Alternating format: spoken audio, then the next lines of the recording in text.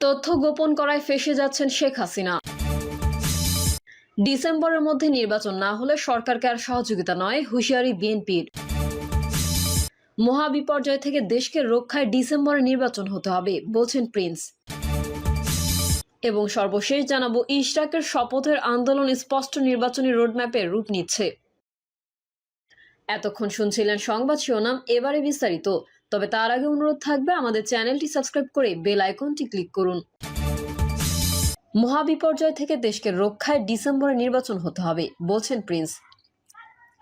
মহাবিপর্যয়ের হাত থেকে দেশকে রক্ষা করতে আগামী ডিসেম্বরের মধ্যে নির্বাচন হতে হবে বলে মনে করছেন বিএনপির যুগ্ম মহাসচিব সৈয়দ ইমরান সালেহ প্রিন্স। তিনি বলেছেন, অন্তর্বর্তী সরকার দেশ পরিচালনায় এবং স্থিতিশীলতা ও শৃঙ্খলা রক্ষায় জন আকাঙ্ক্ষা অনুযায়ী কাজ করতে পারছে না। প্রিয় দর্শক, এই ছিল এখনকার সর্বশেষ সংবাদ। আপডেট সংবাদ পেতে চ্যানেলটি সাবস্ক্রাইব করে বেল আইকনটি ক্লিক করুন। কমেন্টে আপনার মতামত জানিয়ে আমাদের সাথেই থাকুন। ধন্যবাদ সবাইকে। আল্লাহ হাফেজ। ডিসেম্বরের মধ্যে নির্বাচন না হলে সরকারকে আর সহযোগিতা নয়, হুঁশিয়ারি বিএনপির। আগামী ডিসেম্বরের মধ্যে জাতীয় সংসদ নির্বাচন আয়োজনের আবারও দাবি জানিয়েছে বিএনপি। এ লক্ষ্যে নির্বাচনের রোডম্যাপ ঘোষণা না করলে বিএনপির পক্ষে অন্তর্বর্তী সরকারের প্রতি সহযোগিতা অব্যাহত রাখা কঠিন হয়ে দাঁড়াবে বলে হুঁশিয়ারি করেছে দলটি। খন্দকার মোশাররফ হোসেন বলেন, জুলাই গণঅভ্যুত্থানের আকাঙ্ক্ষা ধারণ করে মানুষের হারানো গণতান্ত্রিক অধিকার, সাংবিধানিক অধিকার, মানবাধিকার সহ ভোটাধিকার নিশ্চিত করার লক্ষ্যে শিগগিরই জন আকাঙ্ক্ষা অনুযায়ী একটি নির্বাচিত রাজনৈতিক সরকার প্রতিষ্ঠা করাই এখন সর্বোচ্চ অগ্রাধিকার। তাই আমরা একটি সুষ্ঠু, অবাধ ও নিরপেক্ষ নির্বাচনের মাধ্যমে ডিসেম্বরের 2025-এর মধ্যে একটি জাতীয় সংসদ গঠনের জন্য অবিলম্বে সুনির্দিষ্ট রোডম্যাপ ঘোষণার দাবি জানাচ্ছি। তিনি বলেন, এই সর্বোচ্চ জন আকাঙ্ক্ষাকে সর্বোচ্চ অগ্রাধিকার দেওয়া বর্তমান অন্তর্বর্তী সরকারের প্রধানতম এজেন্ডা হওয়া উচিত বলে জনগণ মনে করে।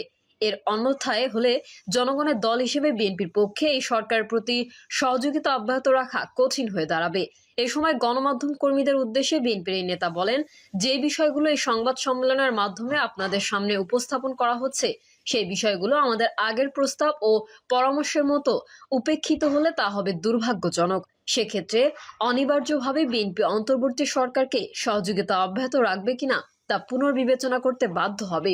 ঐক্যের স্বার্থে সর্বোচ্চ নিরপেক্ষতা বজায় রাখতে অন্তর্বর্তী সরকার ব্যর্থ হয়েছে উল্লেখ করে খন্দকার মোশাররফ হোসেন বলেন, ফ্যাসিবাদী আওয়ামী দুঃশাসনের পতন হয়েছে, বিজয়ী হয়েছে ছাত্র জনতার গণ অভ্যুত্থান। কিন্তু গত 9.5 মাসে জনপ্রত্যাশা বা গণ অভ্যুত্থানের আকাঙ্ক্ষা কতটুকু এর মধ্যে পূরণ হয়েছে তা এক বিশাল প্রশ্নের সম্মুখীন। ফ্যাসিবাদ বিরোধী জাতীয় ঐক্যে ফাটল ধরতে শুরু করেছে। তিনি বলেন, আগামীর বাংলাদেশের মূল চালিকা শক্তি এই ঐক্যকে বজায় রেখে একটি শক্তিশালী গণতান্ত্রিক বাংলাদেশের বিনির্মাণের কোনো বিকল্প নেই। এই ঐক্যের স্বার্থে অন্তর্বর্তী সরকারকে সর্বোচ্চ নিরপেক্ষতার অবস্থান বজায় রাখার কথা ছিল। কিন্তু লক্ষ্য করা যাচ্ছে যে কোনো মহলের রাজনৈতিক ফায়দা হাসিলের এজেন্ডা বাস্তবায়ন করাই যেন সরকারের কর্মপরিকল্পনার অংশ হয়ে দাঁড়িয়েছে। অন্তর্বর্তী সরকারের সাম্প্রতিক কিছু কর্মকাণ্ডে সরকারের নিরপেক্ষতা নিয়ে জনমনে সংশয় সৃষ্টি হয়েছে। এ সময় সরকারে থাকা বিতর্কিত উপদেষ্টাদের সরানোর আহ্বান জানিয়ে বিএনপির স্থায়ী কমিটির এই সদস্য বলেন, অন্তর্বর্তী সরকারের নিরপেক্ষতা বজায় রাখার স্বার্থে বিতর্কিত কয়েকজন উপদেষ্টা যাদের বক্তব্যে এবং কর্মকাণ্ডে সরকারের ভাবমূর্তি ক্ষুণ্ণ হচ্ছে এমন বিতর্কিত উপদেষ্টাদের সরিয়ে দেওয়ার দাবি আমরা তুলেছিলাম। অন্তর্বর্তী সরকারের যেসব উপদেষ্টা একটি নতুন রাজনৈতিক দলের সঙ্গে প্রত্যক্ষ এবং পরোক্ষভাবে জড়িত বলে সবাই জানে ও বুঝে, উপদেষ্টা পরিষদে তাদের উপস্থিতি সরকারের নির্দলীয় নিরপেক্ষ পরিচিতিকে ক্রমাগত প্রশ্নবিদ্ধ করে তুলেছে। ফলে সরকারের ভাবমূর্তি রক্ষার্থে তাদের অব্যাহতি দেওয়া প্রয়োজন। তিনি বলেন, জাতীয় নিরাপত্তা উপদেষ্টার গতকালের বক্তব্য আবারও নতুন বিতর্কের জন্ম দিয়েছে।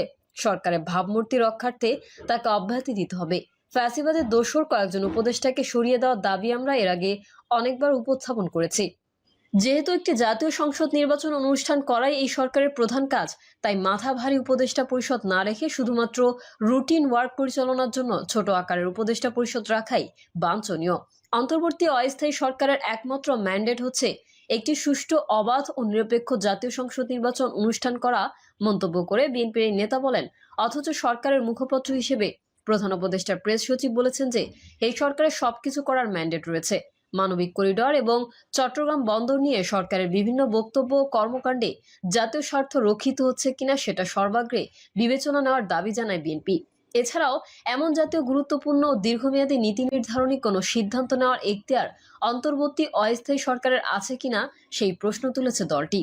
দেশের নিরাপত্তা সংশ্লিষ্ট স্পর্শকাতর ও জাতীয় গুরুত্বপূর্ণ বিষয়টি সর্বোচ্চ অগ্রাধিকার বিবেচনায় নিয়ে যাতে দেশে অস্থিতিশীল কোনো পরিবেশ সৃষ্টি না হয় সেদিকে লক্ষ্য রাখার পরামর্শ দেয় দলটি।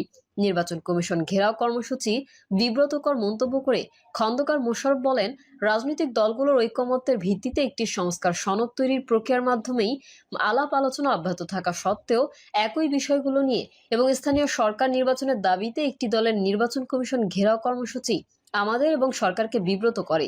তিনি বলেন, সার্চ কমিটির মাধ্যমে আইন অনুযায়ী নির্বাচন কমিশন গঠিত হলেও একটি মহল নির্বাচন কমিশন পুনর্গঠন চায়।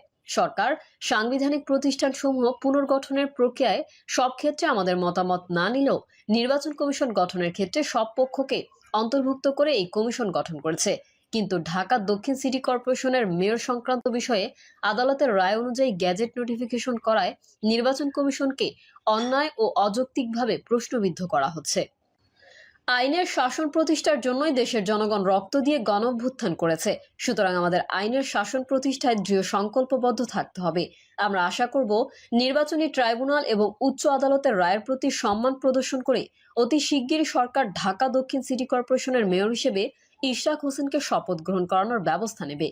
বিএনপি স্থায়ী কমিটির এই সদস্য আরও বলেন, সাম্প্রতিক সময়ে লক্ষ্য করা যাচ্ছে যে জন আকাঙ্ক্ষা অনুযায়ী সরকারের যা করণীয় তা যথাসময়ে না করে চাপের মুখে করা সংস্কৃতি এর মধ্যে সরকারের সক্ষমতা ও মর্যাদা ক্ষুণ্ণ করেছে, অন্যদেরও একই প্রক্রিয়ায় দাবি আদায়ের ন্যায্যতা প্রদান করেছে। এই অনভিপ্রেত ও বিব্রতকর পরিস্থিতির দায় পুরোটাই সরকারের বলে আমরা মনে করি। তিনি বলেন, নির্বাচন কমিশনের সাংবিধানিক দায়িত্ব হচ্ছে রাষ্ট্রপতি নির্বাচন ও জাতীয় সংসদ নির্বাচন অনুষ্ঠান করা। এমন বাস্তবতায় স্থানীয় সরকার নির্বাচনের দাবিতে নির্বাচন কমিশন ঘেরাও করার বিষয়টি উদ্দেশ্যমূলক ও রহস্যজনক। ফ্যাসিবাদী শক্তির বিচার কাজ চলমান থাকবে জানিয়ে খন্দকার মোশাররফ বলেন, যেহেতু সংস্কার একটি চলমান প্রক্রিয়া তাই সংস্কার ও নির্বাচন প্রক্রিয়া দুটোই একই সঙ্গে চলতে পারে। পতিত ফ্যাসিবাদী শক্তির এবং ব্যক্তির অর্থাৎ দল এবং মানবতা বিরোধী অপরাধের অভিযুক্ত ব্যক্তিদের বিচার প্রক্রিয়া চলমান থাকবে। তথ্য গোপন করায় ফেঁসে যাচ্ছেন শেখ হাসিনা। 2008 সালের জাতীয় নির্বাচনের হলফনামায় শেখ হাসিনার সম্পদের তথ্য গোপন করার প্রমাণ পাওয়ার দাবি করেছে দুর্নীতি দমন কমিশন। এ বিষয়ে ব্যবস্থা নিতে তারা নির্বাচন কমিশনকে চিঠি দিয়েছে। বৃহস্পতিবার দুপুরে এক প্রেস ব্রিফিংয়ে একথা জানিয়েছেন দুদকের চেয়ারম্যান আব্দুল মোমেন। তিনি জানিয়েছেন, নির্বাচনী বিধিমালা লঙ্ঘন করায় তার প্রার্থিতা থাকার সুযোগ ছিল না। এ বিষয়ে ব্যবস্থা নিতে নির্বাচন কমিশনকে চিঠি দেওয়া হয়েছে। এছাড়া এই মিথ্যা তথ্য দেওয়ার ঘটনায় দুদক আইন অনুযায়ী শেখ হাসিনার বিরুদ্ধে মামলা এবং পরবর্তী পদক্ষেপ নেওয়া হবে বলে জানিয়েছেন তিনি। 2008 সাল থেকে টানা 4 মেয়াদে প্রধানমন্ত্রী হিসেবে দায়িত্ব পালনের পর গত বছরের জুলাই গণ অভ্যুত্থানের মুখে দেশ ছেড়ে ভারতে যান শেখ হাসিনা। তার আমলে হওয়া 2014 থেকে 2024 সাল পর্যন্ত বিগত 3টি নির্বাচন নিয়ে প্রশ্ন উঠেছিল। 2008 সালের নির্বাচন নিয়ে সেভাবে প্রশ্ন ছিল না। এবার দুদক ওই নির্বাচনে শেখ হাসিনার হলফনামার তথ্য নিয়ে প্রশ্ন তুলেছে। জানা যায়, 2008 সালের নির্বাচনের হলফনামায় শেখ হাসিনার 1,75,000 টাকার স্থাবর সম্পদ এবং 3,47,00,000 টাকার অস্থাবর সম্পদের হিসাব দাখিল করেন বলে জানিয়েছে দুদক। দুদকের অনুসন্ধানে উঠে এসেছে, শেখ হাসিনার তৎকালীন সময়ে স্থাবর সম্পদ ছিল 33,66,000 টাকা আর অস্থাবর সম্পদ ছিল 5,15,00,000 টাকার।